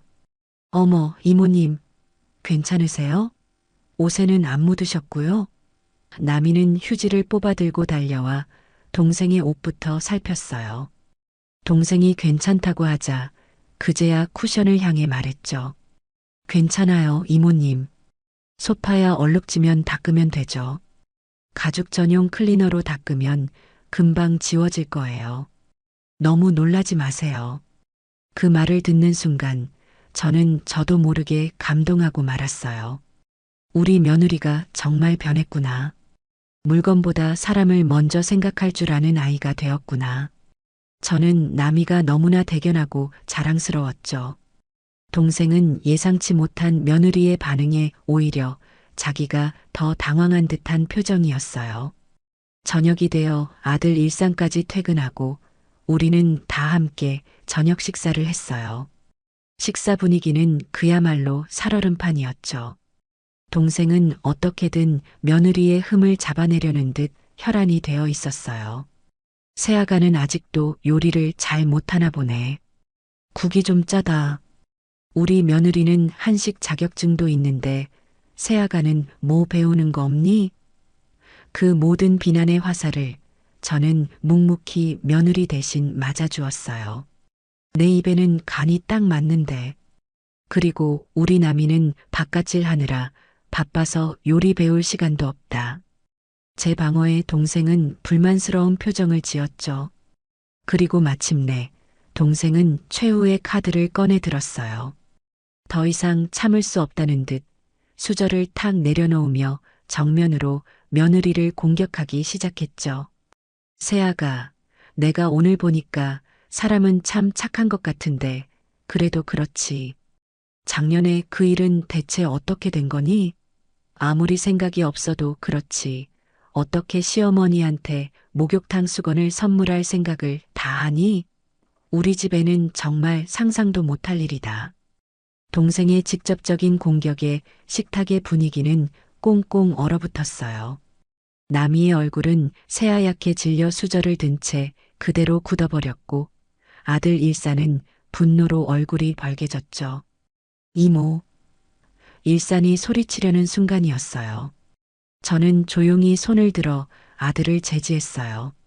그리고는 제 동생, 정의를 똑바로 쳐다보며 나지막이 가지만 그 누구도 거역할 수 없는 단호한 목소리로 말했죠. 정의야, 그만하거라. 제 말에 동생은 기세등등하던 표정을 거두고 저를 쳐다봤어요. 저는 말을 이었어요. 사람은 누구나 다 실수를 하고 살아. 너도 그렇고 나도 그렇고. 하지만 자기 잘못을 깨끗하게 인정하고 다시는 그런 실수를 반복하지 않으려고 노력하는 게 더 중요한 거야. 그리고 그런 사람에게 과거의 잘못을 들춰내며 상처를 주는 건 아주 못나고 어리석은 행동이고. 저는 잠시 숨을 고른 뒤 굳어있는 며느리의 손을 따뜻하게 잡아주며 말했어요. 우리 남이 작년에 분명 큰 잘못을 했지. 하지만 그 아이는 자신의 잘못을 누구보다 아프게 뉘우쳤고 지난 1년 동안 더 좋은 사람이 되기 위해 정말 많이 노력했단다. 나는 다 봤어. 나는 지금 자기 잘못을 덮으려고만 하는 완벽한 며느리보다 자신의 부족함을 인정하고 변화하려고 노력하는 우리 남이가 세상 그 어떤 며느리보다 더 대견하고 자랑스럽단다. 제 말이 끝나자 식탁에는 칼로 베인 듯한 무거운 침묵이 흘렀어요. 동생 정희는 마치 찬물을 뒤집어 쓴 사람처럼 얼굴이 벌개져서 아무 말도 하지 못했고 아들 일사는 저를 존경과 안도가 뒤섞인 눈빛으로 바라보고 있었죠. 그리고 제 옆에 며느리 나미는 어깨를 들썩이며 조용히 눈물을 뚝뚝 흘리고 있었어요. 그건 슬픔이나 부끄러움의 눈물이 아니었어요. 그건 자신이 받은 상처를 자신을 가장 미워했을 거라고 생각했던 시어머니가 직접 나서서 감싸주고 변호해 주었다는 사실에 대한 깊은 감동과 감사의 눈물이었죠. 저는 조용히 며느리의 어깨를 감싸 안아 주었어요. 괜찮다. 이제는 다 괜찮다. 하는 무언의 위로를 담아서요. 그날 저녁 식사는 그렇게 끝이 났어요. 동생은 입맛이 없다며 먼저 자리에서 일어나 손님방으로 들어가 버렸고 저와 아들, 며느리는 말없이 남은 음식을 정리했죠. 어색할 법도 한데 이상하게도 우리 세 사람 사이에는 편안하고 따뜻한 기운이 감돌았어요. 마치 큰 전쟁을 함께 치르고 난 전우들처럼요. 설거지를 하는 며느리의 뒷모습을 아들은 사랑스럽다는 듯 가만히 지켜보고 있었어요. 그 아이의 눈빛은 예전처럼 아내의 눈치를 보는 불안한 눈빛이 아니라 한 명의 온전한 인격체로서 아내를 존중하고 아끼는 성숙한 남편의 눈빛이었죠. 동생이 방으로 들어간 뒤 아들이 제게 다가와 조용히 말했어요. 어머니, 오늘 정말 감사했습니다. 그리고 존경합니다. 아들의 진심 어린 한마디에 저는 그저 웃으며 아들의 어깨를 두드려 주었죠. 됐다. 내가 내 식구 감싸는 게 뭐 그리 대단한 일이라고. 너는 이제 남이 옆에 가서 위로해 주거라. 오늘 많이 놀랐을 게다. 제 말에 아들은 고개를 끄덕이고는 며느리에게로 향했어요. 그날 밤 저는 잠이 오지 않아 거실 소파에 앉아 멍하니 창밖을 바라보고 있었어요. 그때 며느리 나미가 조용히 제 옆으로 다가와 앉았죠. 손에는 따뜻한 대추차 두 잔이 들려 있었어요. 어머니, 잠 안 오세요? 따뜻한 차 한 잔 드세요. 우리는 한참 동안 아무 말 없이 차만 마셨어요. 창밖의 달빛이 거실 안으로 은은하게 쏟아져 들어왔죠. 어머니 한참 만에 며느리가 저를 불렀어요. 그 아이의 목소리는 아직도 살짝 잠겨 있었죠. 오늘 정말 감사했어요. 저는 이모님 말씀이 다 맞는 말씀이라서 사실 아무 말도 할 수가 없었어요. 제가 저지른 잘못이니까 평생 제가 안고 가야 할 십자가라고 생각했거든요. 그래서 누가 저를 손가락질하고 비난해도 다 감수해야 한다고 생각했어요. 그런데 어머니께서 제 편을 들어주실 줄은 정말 꿈에도 몰랐어요. 저 같은 걸 어머니께서 감싸주실 줄은. 며느리는 끝내 말을 잇지 못하고 다시 눈물을 글썽였어요. 저는 찻잔을 내려놓고 며느리의 손을 따뜻하게 잡아주었어요. 남이야, 내 어머니. 이제 다시는 너 자신을 저 같은 거리라고 부르지 말거라. 제 단호한 말에 며느리는 고개를 들어 저를 바라봤어요. 너는 더 이상 과거의 잘못에 얽매여 사는 아이가 아니야. 너는 지난 1년 동안 누구보다 열심히 노력했고 완전히 새로운 사람으로 다시 태어났어. 내가 그걸 받고 내가 그걸 인정한다. 그러니 너 자신도 이제 너를 용서해 주어야 해. 저는 며느리의 눈을 똑바로 바라보며 말을 이었어요. 내가 오늘 정의 앞에서 네 편을 든 건 단지 며느리라서가 아니야. 내 동생 앞에서 내 자존심을 세우려고 그런 것도 아니고 나는 정말로 지금의 너가 너무나 대견하고 자랑스러워서 그랬단다. 사람은 누구나 실수를 해. 하지만 그 실수를 딛고 일어서서 더 좋은 사람이 되는 건 아무나 할 수 있는 일이 아니거든. 너는 그걸 해냈어. 그러니 이제 너는 잘못을 저질렀던 며느리가 아니라 그냥 내 며느리고 내 딸이다. 제 말이 끝나자 며느리는 참았던 울음을 터뜨리며 제 품에 안겼어요. 저는 그런 며느리의 등을 가만히 토닥여 주었죠.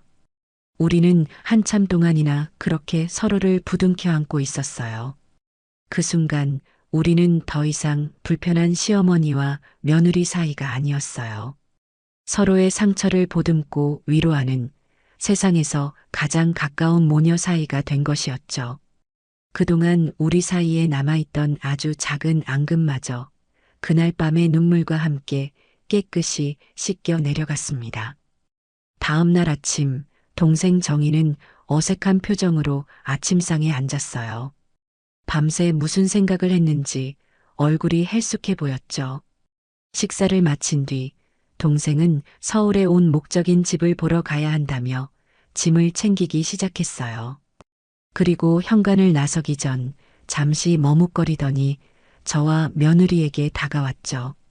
동생은 제게 먼저 고개를 숙였어요. 언니 미안해. 내가 어제는 너무 말이 심했어. 언니 속상하게 하려고 그런 건 아니었는데 내가 생각이 짧았다. 그리고는 며느리를 향해 고개를 돌렸어요. 그리고 새아가한테도 미안하다. 내가 어른답지 못하게 굴었어. 동생의 사과는 거창하지 않았지만 그 안에는 진심이 담겨 있었어요. 며느리는 그런 동생을 향해 환하게 웃으며 말했죠. 아니에요, 이모님. 괜찮아요. 제가 잘못했던 일인데요, 뭘. 조심히 다녀오세요. 그 어른스러운 대처에 동생은 살짝 놀란 듯한 표정을 짓더니 이내 멋쩍게 웃으며 집을 나섰어요. 동생이 떠나고 나니 시끄럽던 집안이 다시 평화로워졌어요. 폭풍이 지나간 뒤에 고요함이었죠.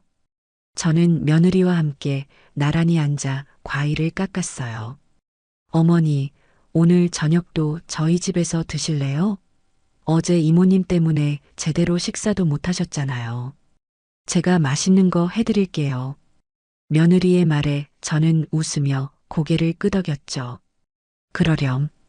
오늘은 우리 며느리 솜씨 좀 제대로 구경해 볼까?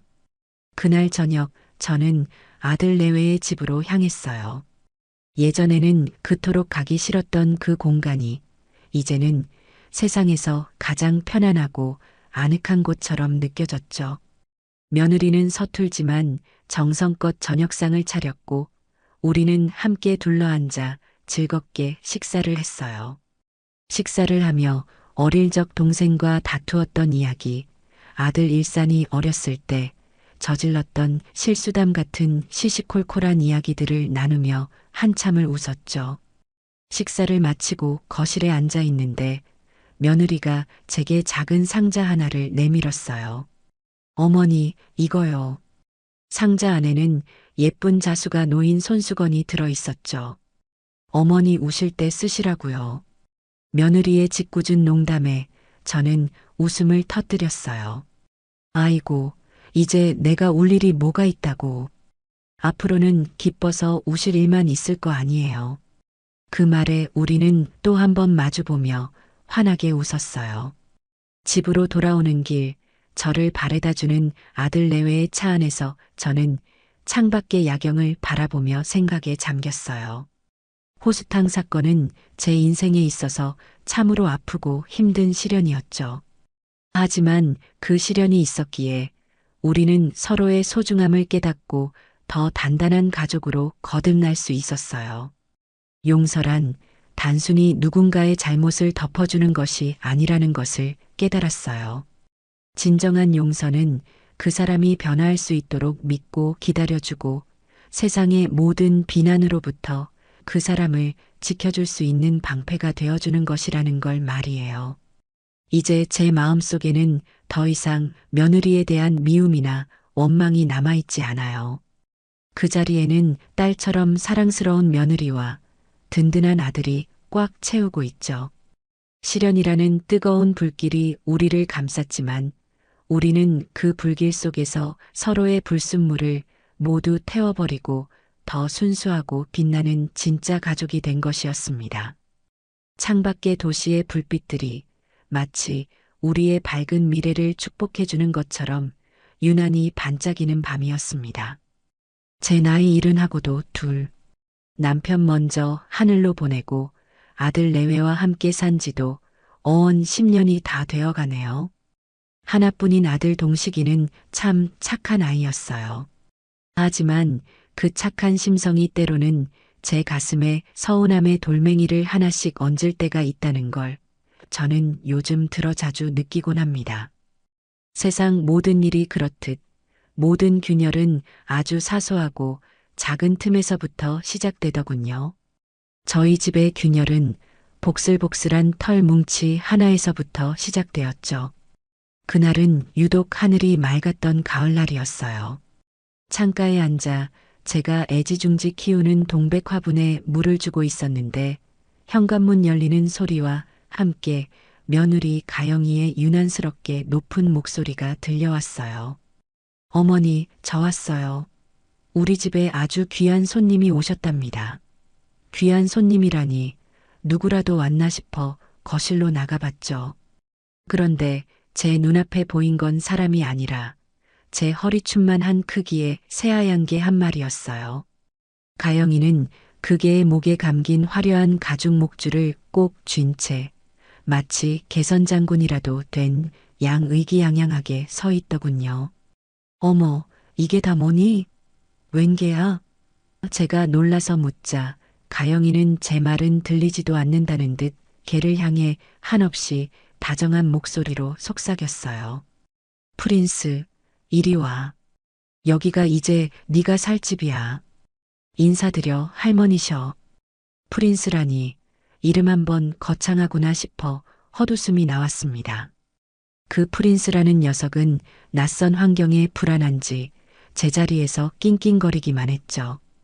가영이는 그런 프린스를 번쩍 안아들고는 소파 위에 고이 내려놓았어요.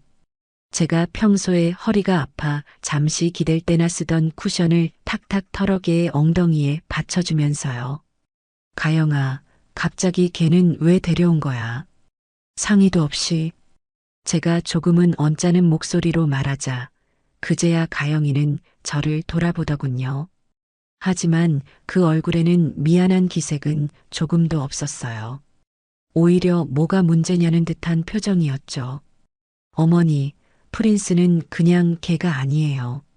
혈통 있는 비숑 프리제라고요. 이 아이 하나로 우리 집안의 품격이 달라진다니까요. 그리고 동식이 씨도 다 동의한 일이에요. 품격이라니요. 살아있는 생명을 두고 품격 운운하는 며느리의 모습에 기가 찼지만 아들까지 동의했다는 말에 더는 할 말이 없었어요. 그날부터 저희 집의 모든 것은 그 프린스를 중심으로 돌아가기 시작했어요. 가영이는 프린스를 위해 방 하나를 통째로 내주더군요. 푹신한 전용 침대에 자동 온도 조절 장치, 공기청정기는 물론이고요. 벽 한쪽에는 프린스의 옷과 장난감이 가득한 옷장이 떡하니 자리 잡았어요. 저는 그 방을 물끄러미 들여다보며 실소를 금치 못했습니다. 제 방에 있는 낡은 서랍장보다 훨씬 크고 번쩍이는 옷장이었으니까요. 먹는 것은 더 유별났어요. 유기농 인증 마크가 찍힌 사료만 먹이는데 그것도 그냥 주는 법이 없었죠. 사료 위에는 소화에 좋다는 유산균 가루, 관절에 좋다는 영양제, 털에 윤기를 더한다는 오일 등등. 제가 먹는 약보다도 종류가 더 많았어요. 어느 날은 가영이가 부엌에서 소고기를 잘게 다지고 있길래 저녁 반찬이라도 하려나 보다 싶었죠. 고기 볶음이라도 하려나 보구나 하고 제가 물으니 가영이는 칼을 든 채로 휙 돌아보며 말했어요. 어머, 아니에요, 어머니. 이건 프린스 특식이요. 요즘 입맛이 없는 것 같아서요. 그 말에 무안해진 저는 조용히 방으로 들어올 수밖에 없었답니다. 사람 먹을 소고기는 비싸다고 늘 아껴 사던 며느리였거든요. 저녁 식사 시간이 되면 그 차별은 더욱 극명해졌어요. 식탁 밑에는 프린스의 전용 식기가 놓였고 가영이는 프린스의 밥을 먼저 챙겨주고 나서야 자리에 앉았죠. 하루는 제가 실수로 국을 조금 흘렸는데 그걸 본 가영이가 기겁을 하며 달려왔어요. 어머니, 조심 좀 하세요. 프린스가 바닥에 떨어진 거 주워 먹으면 어쩌려고 그러세요. 쟤는 위장이 예민해서 사람 음식 먹으면 큰일 나요. 라며 냅킨으로 바닥을 박박 닦아냈어요. 마치 제가 무슨 큰 죄라도 지은 사람처럼 말이죠. 그 순간 이 집에서 제 존재가 저 개보다도 못하다는 생각이 들어 서러움이 북받쳤습니다. 제 건강은 그리도 챙기는 척하면서 제 마음이 멍드는 것은 조금도 헤아리지 못하는 며느리가 야속하기만 했죠. 저는 혈압이 조금 있는 편이라 평소 음식을 싱겁게 먹어요. 며느리 가영이도 그걸 잘 알고 있었죠. 그래서 언제부턴가 제 국은 늘 소금이 빠진 맹물 같은 상태로 식탁에 올라왔어요. 처음에는 제 건강을 생각해 주나 보다 하고 고맙게 생각하기도 했어요. 하지만 시간이 지날수록 그 배려가 어딘가 뒤틀려 있다는 걸 느끼게 되었죠. 가영이는 제 국그릇을 내려놓을 때마다 꼭 한마디씩 덧붙였어요. 어머니, 제가 특별히 신경 써서 소금 안 넣고 끓였어요. 건강 생각하셔서 다 드셔야 해요. 그 말은 마치 나는 당신을 이만큼이나 챙기는 착한 며느리다라고 광고하는 것처럼 들렸답니다. 정작 자신과 아들 국그릇에는 소금이며 고춧가루며 듬뿍 넣어 얼큰하게 먹으면서 말이에요. 한 번은 제가 너무 싱거워서 간장이라도 조금 달라고 했더니 가영이가 정색을 하며 말하더군요. 어머니, 안 돼요. 의사 선생님이 짜게 먹지 말라고 하셨잖아요. 제가 어머니 건강 지켜드려야죠. 그 단호한 말투에 저는 더 이상 아무 말도 할 수 없었어요. 꼭 어린아이 취급을 받는 기분이었죠. 그러던 어느 날이었어요. 그날 저녁 메뉴는 제가 좋아하는 소고기 묵국이었죠. 모처럼 제가 좋아하는 메뉴가 나와서 내심 기대를 하고 있었어요. 잠시 후 가영이가 평소처럼 제 앞에 국그릇 하나를 퉁명스럽게 내려놓았어요. 그런데 그릇을 보는 순간 제 마음이 쿵 하고 내려앉는 것 같았죠. 아들과 며느리의 국그릇에는 하얀 국물 위로 먹음직스러운 파고명이 동동 떠 있었는데 제 국그릇에만 그 흔한 파 조각 하나 보이지 않는 겁니다. 물론 파고명 하나 없다고 국 맛이 크게 달라지는 건 아니에요. 하지만 그건 성의의 문제였죠. 같은 솥에서 끓인 국일 텐데 왜 제 그릇에만 파를 빼놓은 걸까요? 일부러 그랬다고 밖에는 생각할 수 없었어요. 어차피 싱겁게 먹는 입맛이니 고명 따위는 신경도 안 쓰겠지 하는 그 무시하는 마음이 고스란히 느껴져 숟가락을 들 힘조차 나지 않았습니다. 저는 애써 아무렇지 않은 척하며 아들에게 물었어요. 동식아, 오늘 국이 참 시원하고 맛있구나. 너도 그렇지? 제 말에 진짜 의도를 알아차리길 바라는 마음이었죠. 하지만 눈치 없는 아들은 그저 국물을 떠먹으며 해맑게 대답할 뿐이었어요. 응, 엄마. 맛있네. 가영이가 엄마 드신다고 신경 써서 끓였나 봐. 당신 고마워. 아들의 그 말에 가영이는 으쓱하며 대답했죠. 뭐려? 어머니 건강은 제가 챙겨야죠. 두 사람이 주고받는 대화를 들으며 저는 속으로 눈물을 삼켰습니다. 아들의 눈에는 아내의 가식적인 배려만 보이고 어미의 텅 빈 국그릇은 보이지 않는구나 싶어서요. 그날 밤 저는 잠을 이룰 수가 없었어요. 고명 없는 맹물 같은 국 한 그릇이 제 인생을 돌아보게 만들더군요. 평생을 자식 위에 헌신하며 살아왔는데 늙고 병드니 이제는 이런 대접을 받는구나 싶어 한없이 처량해졌습니다. 이것은 단순한 서운함을 넘어선 제 존재 자체를 부정당하는 듯한 깊은 모멸감이었어요. 그날 이후로 저는 가영이가 차려주는 밥상을 더 이상 기대하지 않게 되었죠. 그저 배를 채우기 위해, 살기 위해 억지로 숟가락을 들 뿐이었습니다. 제게는 작은 기쁨이 하나 있었어요. 바로 베란다 한쪽에서 자라는 동백 화분이었죠.